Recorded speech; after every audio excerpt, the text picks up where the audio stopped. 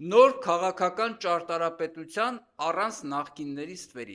Այս ամենակարևոր մասն է։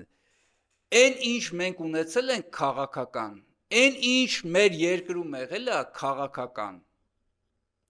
դա քաղաքականություն չի եղել։ Դա կլանային տրամադրվածության խմբակների իշխանության հասնելու տենչանքի, մոլուցքի արդյունքում տեղի ունեցած երևույթներ են եղել։ Այսինքն, ինչ-որ խումբ ձգտել է գա պետության կառավարման ղեկին, որպեսզի ունենա ազատ մուտք պետության միջոցներին,